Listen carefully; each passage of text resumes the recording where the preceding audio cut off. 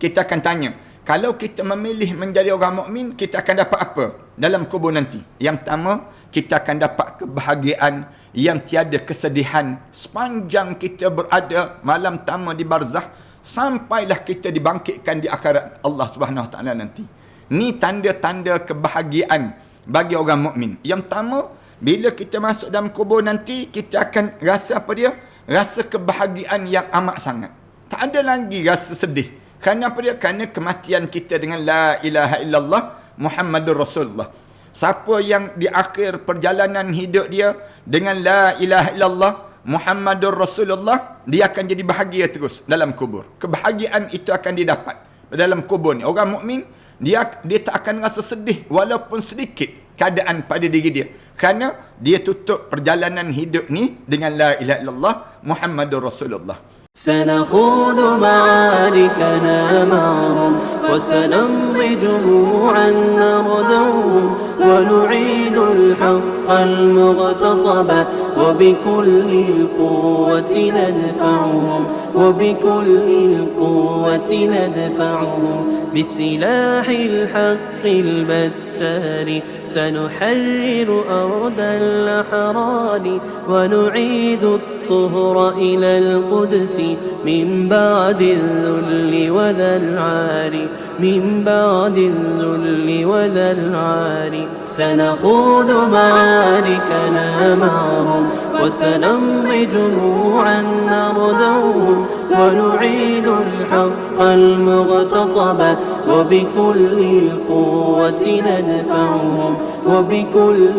القوة ندفعهم وسنمضي ندك معاقلهم بدبيل دام يقلقهم وسنمحو العار بأيدينا وبكل القوة نردعهم وبكل القوة السلام عليكم ورحمة الله تعالى وبركاته. الحمد لله رب العالمين والصلاة والسلام على أشرف الأنبياء والمرسلين وعلى آله وصحبه أجمعين. سبحانك لا علم لنا إلا ما علمتنا إنك أنت العليم الحكيم. رب اشرح لي صدري ويسر لي أمري واحلل عقدة من لساني يفقهوا قولي. رب يسر ولا تعسر وتمم بالخير أما بعد. Para penonton dan sahabat-sahabat sekalian, pertamanya marilah sama-sama kita mengaturkan rasa syukur kepada Allah di atas nikmat peluang di mana Allah masih lagi memberi pada diri kita untuk kita sama-sama memahami tentang satu suasana yang kita akan lalui dalam kehidupan kita nanti berdasar pada apa yang diajar oleh Rasulullah sallallahu alaihi wasallam kepada umat Nabi Muhammad sallallahu alaihi wasallam ini. Syukurnya kerana kitanya diberi peluang untuk kita membuat persiapan supaya kita tidaklah waktu mana sampai di saat mana kita menghadap di hadapan Allah nanti tiba-tiba timbulnya satu penyesalan dalam kehidupan kita kerana kitanya tidak membuat persiapan di atas dunia. Yang inilah yang sering kali yang diulang dalam Al-Quran Karim. Bagaimana orang dalam kubur ataupun orang yang berada di padang mahsyar, orang yang berada di saat mana diadili di padang mahsyar, mereka masing-masing sebut nak pulang dan nak hidup kembali di atas dunia. Yang ni kenapa jadi demikian jawabnya? Kerana kita di atas dunia ni tersilap langkah. Ramai di kalangan kita ni, tatkala mana kita hidup di atas dunia ini, kita rasa bahawa dunia ini kita rasa bahawa berakhir dengan kematian saja. Kita tak fikir tentang lepas pada mati kita ni macam mana keadaan yang kita akan lalui pula pada diri kita. Orang mukmin ni orang yang Rasulullah sallallahu alaihi wasallam ajar menjadi orang yang cerdik. Sepanjang kita hidup ni jangan kita jadi orang yang bodoh. Orang bodoh ni orang yang bagaimana? Orang yang hidup dia hanya fikir tentang kehidupan untuk dunia. Dia tak fikir tentang nak hidup di akhirat Allah. Rasulullah sallallahu alaihi wasallam sebut, al-kayyis man dana nafsahu wa amila lima ba'dal maut. Orang yang cerdik, orang yang dia sentiasa hidup dia mempersiapkan diri dia, man dana nafsah, menyiapkan diri dia, wa amila lima ba'dal maut, dan dia buat amalan untuk lepas pada kehidupan, lepas pada mati nanti. Wal ajis, dan orang paling bodoh di kalangan kamu, manittaba'a hawahu, orang yang hidup sentiasa melayan hawa nafsu dia, wa tamanna 'ala Allah, kemudian dia letak angan-angan dia kepada Allah Subhanahu wa taala. Para penonton dan sahabat-sahabat sekalian, kitanya jangan kita jadi orang yang bodoh. Jadilah orang yang cerdik. Orang cerdik ni orang yang dia sentiasa belajar dan belajar. Nak tahu apa benda yang akan berlaku. Lepas pada kita mati nanti, keadaan yang bagaimana kita akan lalui.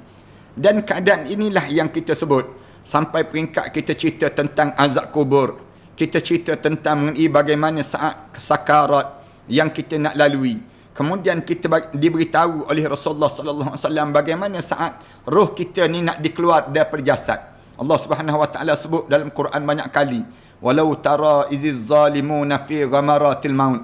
Kalau kamu ada peluang, kamu tengok orang zalim saat mana dia melalui ghamaratil maut, melalui saat sakarat dalam hidup dia. Dan banyak hadis-hadis dan ayat-ayat Al-Quran Karim yang ajar pada kita masa tu merupakan masa yang penting. Kemudian macam mana saat mana roh kita, mula kita tengok jenazah kita diusung. Kemudian jenazah kita dimandi. Kemudian kita nampak jenazah kita ni dibawa untuk sampai ke kuburan. Sampai kita rasa jenazah kita ni turun ke dalam kubur. Kemudian kita rasa saat mana himpitan kubur. Dan kita boleh nampak macam mana keadaan dalam kubur yang kita ditinggalkan seorang-seorang. Saat mana jenazah kita dah diturunkan, orang dah mula tinggalkan kubur kita. Tinggal kita keseorangan dalam kubur. Saat tersebut, kubur kita ni menjadi taman pada taman-taman syurga kah? Ataupun menjadi kawah kepada kawah-kawah neraka? Ataupun gaung kepada gaung-gaung neraka? Malam ni, sebagaimana malam-malam sebelum daripada ni, kita bercerita tentang mengenai bagaimana keadaan mayat ataupun jenazah mukmin bila berada dalam kubur. Bila berada dalam kubur ni, keadaan dia bagaimana? Keadaan orang mukmin ini sendiri.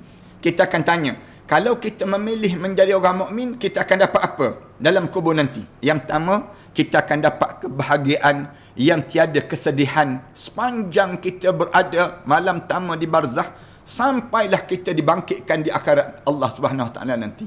Ni tanda-tanda kebahagiaan bagi orang mukmin. Yang pertama, bila kita masuk dalam kubur nanti, kita akan rasa apa dia? Rasa kebahagiaan yang amat sangat. Tak ada lagi rasa sedih. Kerana apa dia? Kerana kematian kita dengan la ilaha illallah Muhammadur Rasulullah. Siapa yang di akhir perjalanan hidup dia dengan la ilaha illallah Muhammadur Rasulullah, dia akan jadi bahagia terus dalam kubur. Kebahagiaan itu akan didapat dalam kubur ni. Orang mukmin dia tak akan rasa sedih walaupun sedikit keadaan pada diri dia. Kerana dia tutup perjalanan hidup ni dengan la ilaha illallah Muhammadur Rasulullah. La ilaha illallah Muhammad Rasulullah ni tak mudah kita nak sebut. Ramai mana orang yang dia nak sebut, dia tak boleh sebut. Tak boleh sebut. Kenapa? Amalan dia tidak membantu pada diri dia untuk menyebut la ilaha illallah. Itu yang pertama. Yang kedua, orang dalam kubur ni kita belajar bila kita jadi orang mukmin, dalam kubur tu kita akan sentiasa bersolat dan bersolat dan bersolat. Sebahagian di kalangan orang dalam kubur ni, mereka sedang buat apa dia? Mereka sedang bersolat. Solat ni kenapa solat? Kita kata solat, dia mereka kena buat amal lagi ke? Tak. Solat itu tanda lambang kebahagiaan pada seseorang. Sebab tu kalau kita nak tahu kita ni bahagia tak bahagia, kita tengok ada solat kita. Kalau kita jaga solat kita, tanda kita bahagia. Tapi kalau kita tak boleh jaga solat kita, tanda kecelakaan dalam kehidupan kita. Orang mukmin dia kena jaga solat. Solat. Kenapa? Solat ni akan menjadikan pada seorang tersebut bahagia. Rasulullah sallallahu alaihi wasallam sendiri tatkala mana berhadapan dengan ujian yang banyak dalam hidupnya, Rasulullah akan panggil Bilal bin Rabah, "Arihna bis salah ya Bilal." Jom kita membahagiakan hidup kita dengan kita solat wahai Bilal. Jom kita solat Bilal. Bila kita solat, kita jadi bahagia. Kita akan jadi bahagia. Ini simbol kebahagiaan hidup. Tapi kalau kamu tak solat, kamu tak jaga solat dalam hidup kamu, kamu jangan harap kamu akan jadi bahagia. Tak bahagianya orang yang tak solat. Allah tak jadikan kebahagiaan dengan kemaksiatan. Antara maksiat yang besar yang sedang dilakukan oleh kita atas dunia ni apa dia? Meninggalkan solat. Meninggalkan solat maknanya kita menanggalkan kebahagiaan dalam kehidupan seseorang. Bila kita bahagia, di dunia ni pun bahagia dengan solat. Dan kita masuk dalam kubur nanti, menunjukkan bagaimana kebahagiaan sehinggakan solat itu menjadi satu kehidupan waktu mana kita dalam kubur nanti. Itu cerita panjang kita sebut sebelum daripada ni, sehingga didoakan oleh sahabat-sahabat Rasulullah supaya memberi peluang waktu mana dalam kubur nanti untuk mereka solat. Dan yang ketiga malam ni para penonton sekalian, yang kita nak sebut, orang dalam kubur ni dia akan sentiasa membaca Al-Quran Karim. Baca Al-Quran. Bacaan Al-Quran ni berlaku walaupun berada dalam kubur. Kenapa Al-Quran? Kita tanya. Sama juga dengan solat tadi. Orang yang boleh baca Quran ni, orang yang hidup dia bahagia. Dalam hidup kita. Siapa-siapa yang dia beri peluang oleh Allah untuk melagukan Al-Quran, membaca Al-Quran, di bibir dia Al-Quran, dalam dada dia Al-Quran, tanda orang ni orang yang bahagia. Orang yang Allah bahagiakan hidup dia. Ini cara demikian. Anda dia bahagia lagi bila? Terbawa-bawa sampai dalam kubur. Terbawa-bawa sampai di padang mahsyar. Terbawa-bawa dalam hidup dia, sampailah dia masuk dalam syurga Allah Subhanahu Wa Taala. Kesan daripada mana? Al-Quran. Dalam kehidupan. Dalil dia, kat mana dalil dia? Ibnu Jarir dalam At-Tahzib Al-Athar daripada Abu Nu'aim menuturkan riwayat daripada Ibrahim Ibnu Simah Al-Muhalabi, dia mengatakan bahawa orang-orang yang pernah melintasi benteng di Asar mengatakan, ketika berjalan melintasi sekitar kubur Sabi Al-Banani, kami mendengar bacaan Al-Quran daripada kubur tersebut.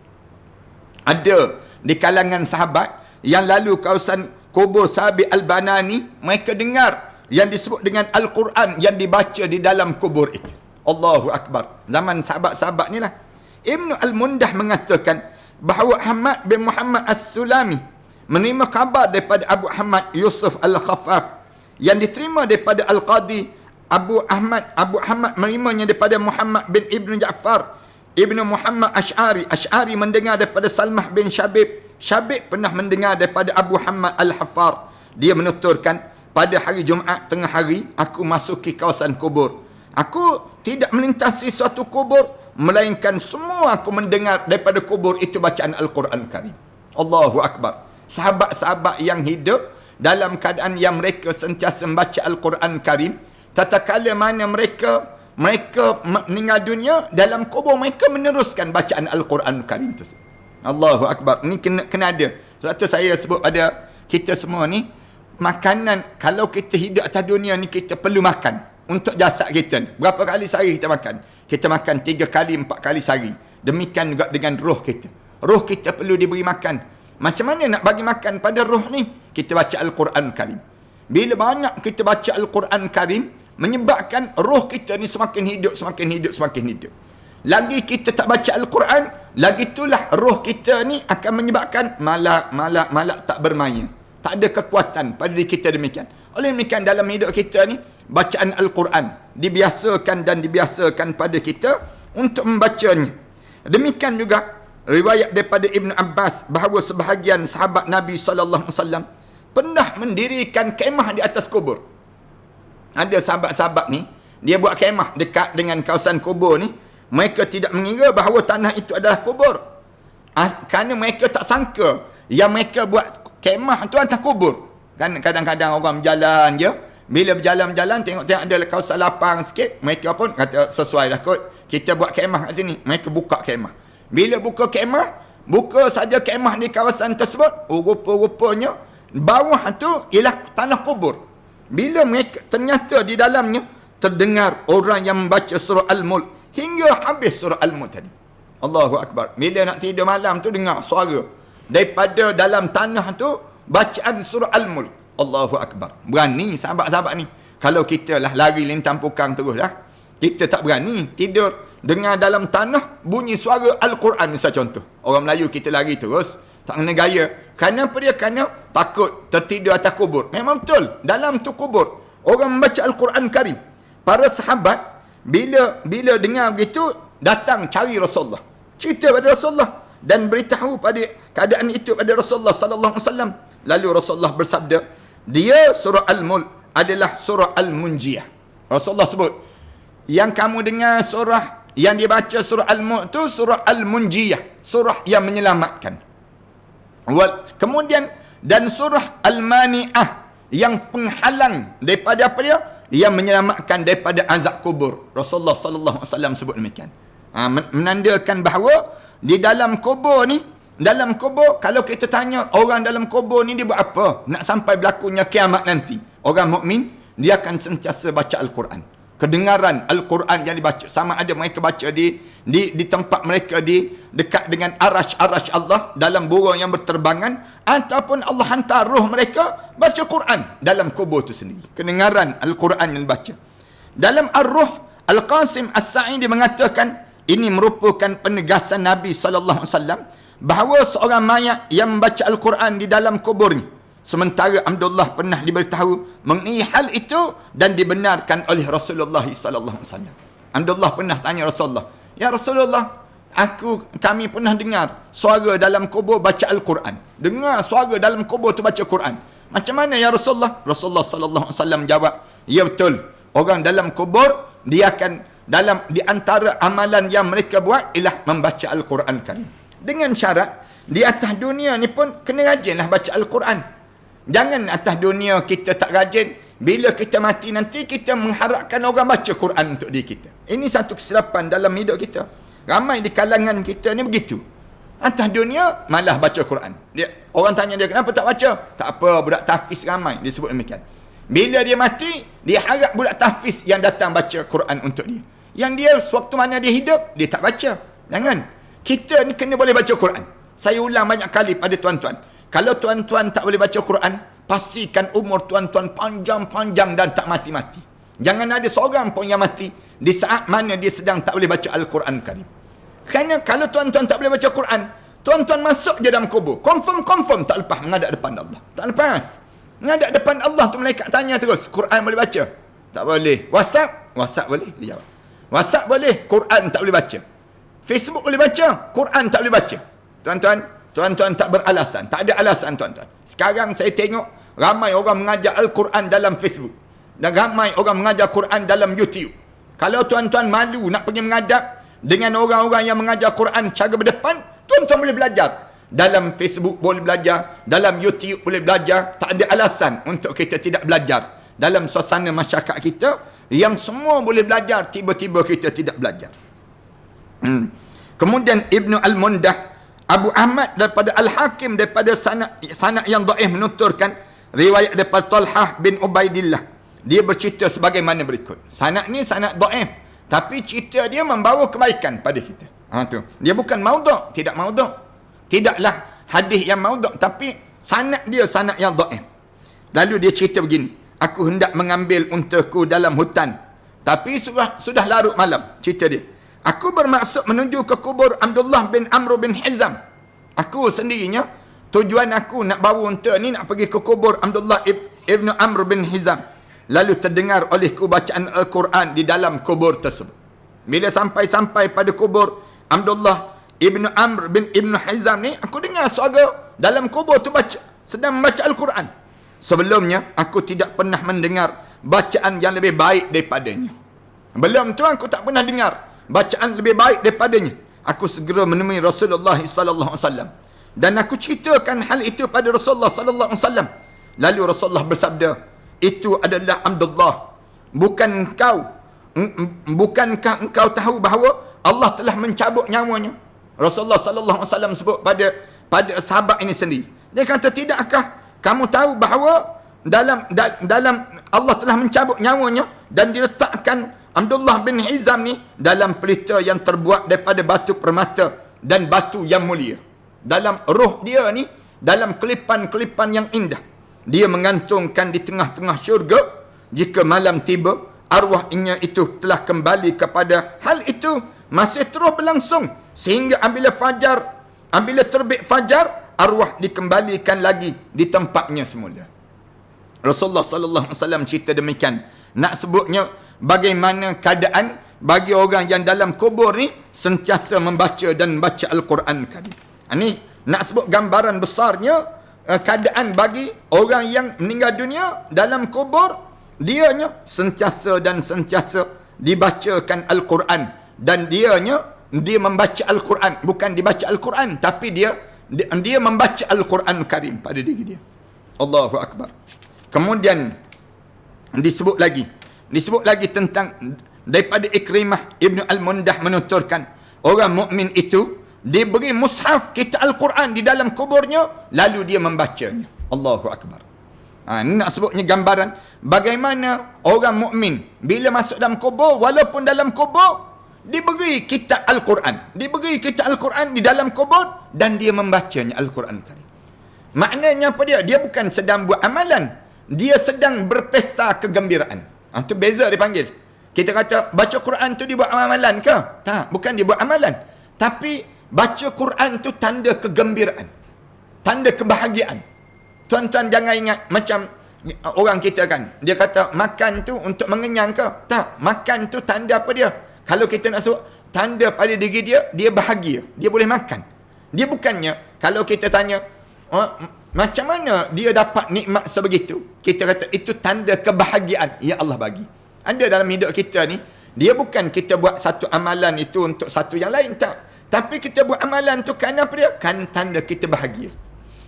Sebut macam mana? Kadang-kadang di kalangan kita kan, ada di kalangan kita ni bila kita bagi hadiah, bukan maksud hadiah tu yang utama, tapi memberi tu yang utama. Dia panggil demikian. Dapat diberi itu pun satu nikmat. Macam tuan-tuan dapat dengar kuliah ni kan. Dia tak semua orang dapat dengar kuliah ni. Ada orang yang dia tak tahu pun. Ada ke kuliah ni?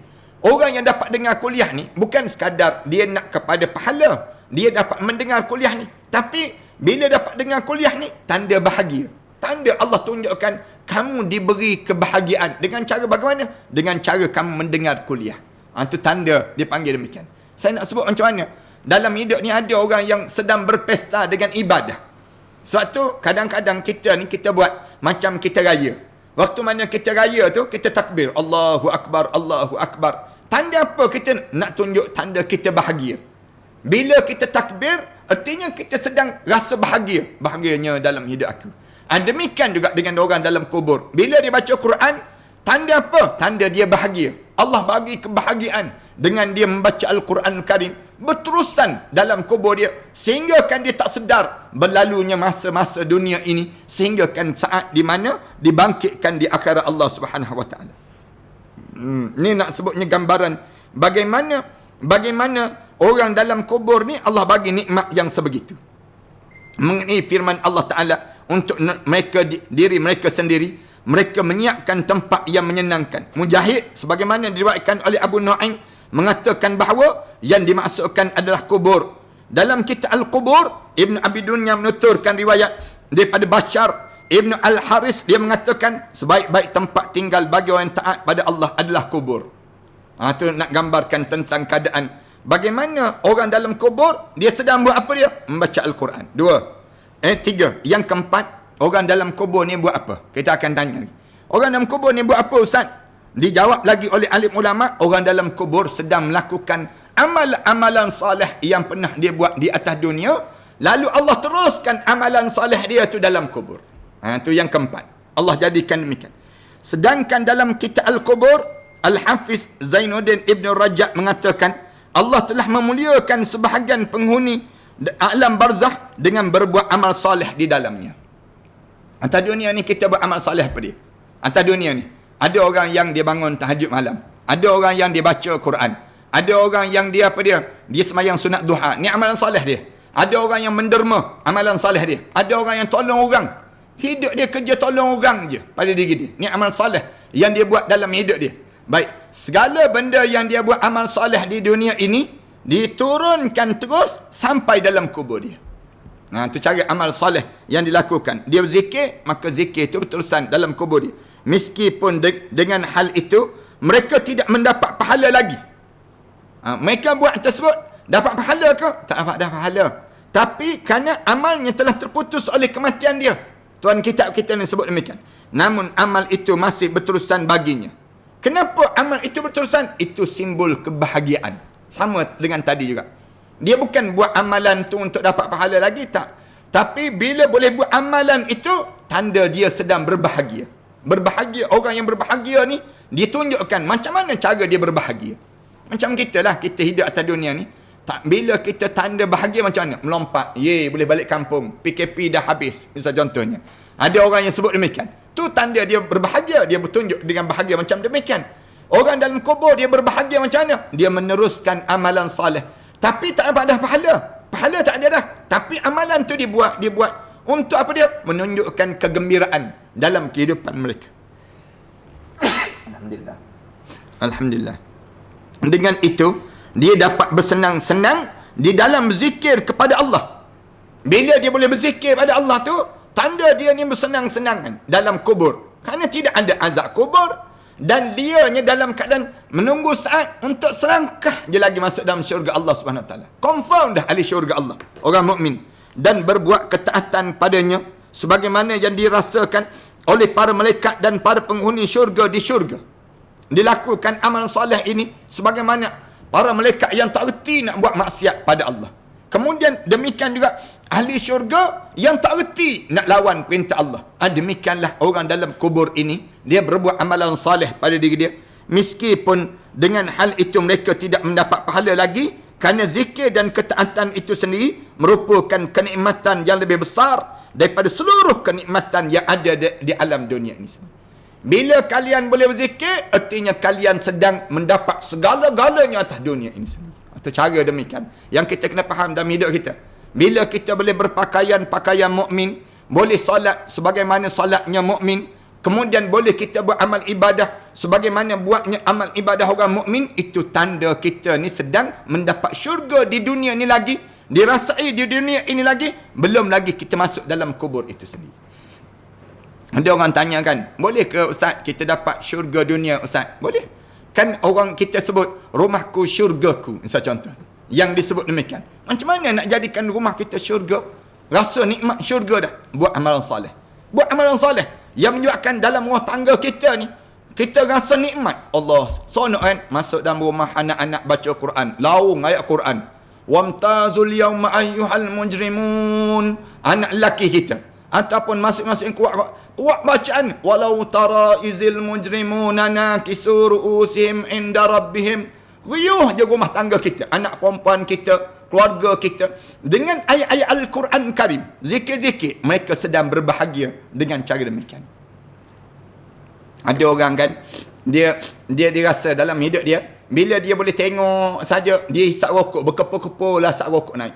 Orang kata, nampak bahagia, nampak? Sebut demikian. Padahal dia hisap rokok. Rokok apa jadi bahagia? Tak bahagia orang hisap rokok ni. Jangan ingat orang hisap rokok jadi bahagia, jangan. Orang yang hisap rokok ni tak bahagia. Yang hisap ganja lagi tak bahagia. Yang hisap ganja, yang penagih dadah, penagih arak, pemabuk-pemabuk, hidup dia dalam keadaan kesengsaraan. Ni simbol kesengsaraan. Lawan Allah, buat maksiat, menyebabkan kita hidup sengsara.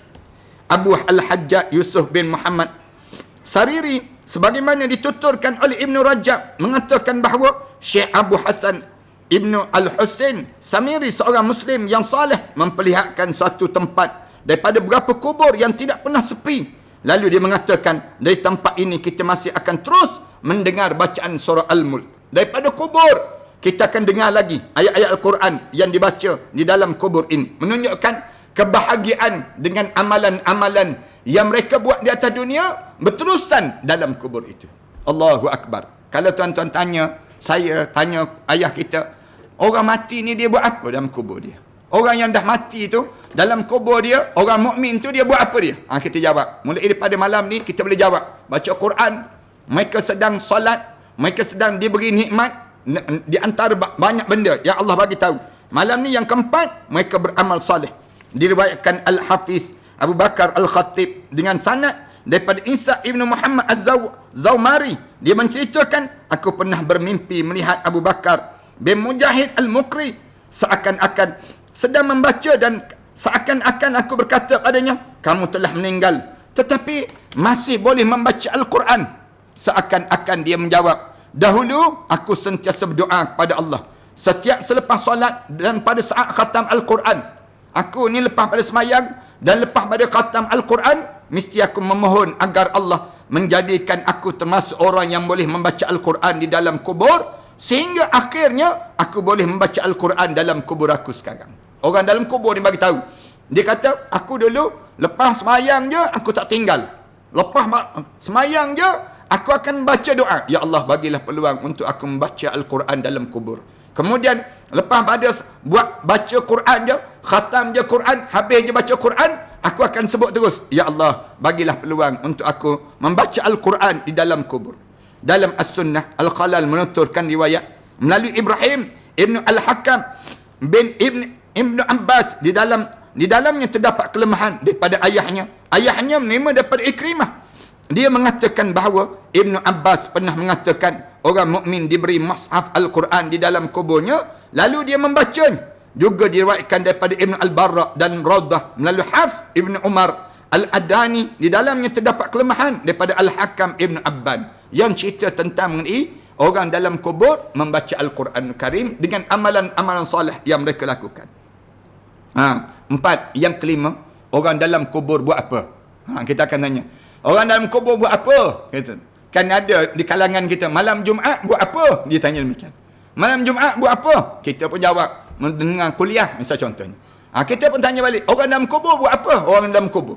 Ni dijawab oleh apa yang dijawab oleh Nabi Muhammad sallallahu alaihi wasallam. Orang dalam kubur buat macam ni, buat macam ni. Keadaan dia orang mukmin sedang buat begini. Yang kelima, mereka hanya sibuk dengan ilmu-ilmu, menambahkan lagi ilmu. Sibuk nak mendapatkan ilmu, nak dapatkan maklumat. Dalam kubur tu nak lagi ilmu. Setelah kematian Al-Hafiz Abu Al-A'la Hamdani pernah hadir dalam mimpi seseorang. Dia memperlihatkan berada di satu kota yang dikelilingi terdapat buku-buku. Orang yang rajin atas dunia ni baca, menambah ilmu ni, hidup dia dalam kitab saja. Dalam hidup dia ni, bila dia mati masuk alam kubur, penuh dengan kitab-kitab, buku-buku yang penuh dalam kota dia. Dia ditanya mengenai hal itu. Dia menjawab, aku pernah memohon kepada Allah agar diriku disibuk dengan ilmu sebagaimana pernah aku lakukan semasa hidup. Orang di atas dunia ni kan, yang dia sibuk nak menambah ilmu, dia sibuk cari jawapan dalam kitab, buka kitab, cari jawapan. Ada masalah je, dia cari dalam kitab, menambahkan ilmu pada diri dia. Nak suruh sentiasa menambahkan ilmu. Akhirnya bila demikian, aku minta dengan Allah dalam kehidupan aku, dalam disibukkan dengan ilmu sebagaimana pernah aku lakukan semasa hidupku. Akhirnya aku pun menyibukkan diri dengan ilmu di dalam kuburku. Walaupun dalam kubur, Allah bagi lagi ilmu. Bagi ilmu pada diri dia. Ibn Al-Mundah, Abu Ahmad Al-Hakim dengan sanad yang dhaif menuturkan riwayat Talhah Ibn Ubaidillah, dia bercerita memberitahu begini.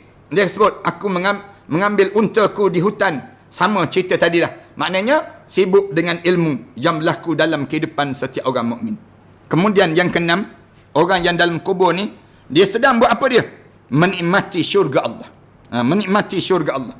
Daripada Aisyah radhiyallahu anha diriwayatkan bahawa Rasulullah sallallahu alaihi wasallam pernah bersabda, aku tidur dan aku bermimpi melihatku berada di dalam syurga. Rasulullah sallallahu alaihi wasallam cerita, aku pernah dalam keadaan aku tidur, aku mimpi, aku tengok tempat aku dalam syurga Allah. Orang dalam kubur, maknanya bila dalam kubur, menikmati setiap nikmat-nikmat syurga Allah subhanahu wa ta'ala. Itu di antara benda yang dilakukan dalam kubur, bila keadaan seorang tersebut, dianya melakukan amal soleh di atas dunia, lalu dia dapat nikmat-nikmat dalam kubur, menikmati syurga Allah subhanahu wa ta'ala. InsyaAllah kita akan sambung sikit lagi. Qul qali hadza astaghfirullah li wa lakum. Wassalamualaikum warahmatullahi taala wabarakatuh. Bismillahirrahmanirrahim. Alhamdulillahirabbil alamin. Wassalatu wassalamu ala asyrafil anbiya'i wal mursalin wa ala alihi wa sahbihi ajma'in. Rabbana iftah bainana wa bain qaumina bil haqq wa anta khairul fatihin. Rabbana zalamna anfusana wa illam taghfir lana tarhamna lanakuna minal khasirin. Rabbana atina fid dunya hasanah wa fil akhirati hasanah wa qina adzabannar. Alhamdulillahirabbil alamin.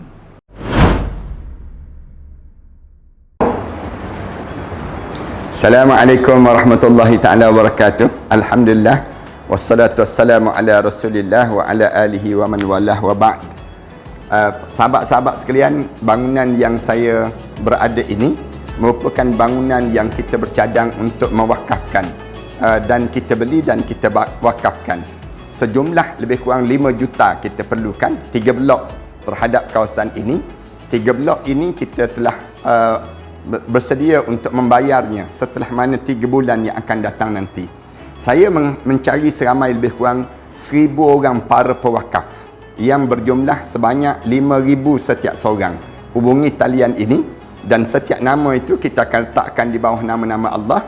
Kemudian kita akan tampalkan di dinding terhadap bangunan ini, dijadikan untuk kemudahan bagi siapa yang berniat untuk mewakafkan bangunan ini.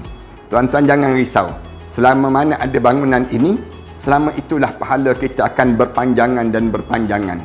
Ambillah kesempatan di saat mana kita mempunyai peluang yang Allah bagi pada diri kita ini untuk sama-sama kita menyuburkan dan mewangikan kubur-kubur arwah-arwah ayah kita, arwah ibu kita, arwah-arwah yang telah meninggal dunia. Dan tak lupa kita pun bakal arwah yang kita akan mewakafkan bangunan ini, pahala-pahala akan berpanjangan dan berterusan. Setakat ini kami telah bersedia untuk membeli daripada pemilik yang bukan Islam kepada menjadi milik orang Islam pula. Mari bersama dengan kami, mudah-mudahan Allah jadikan kebaikan kepada dalam wakaf-wakaf di kalangan kita, kepada para pewakaf yang telah mewakafkan ini. Wallahu a'lam.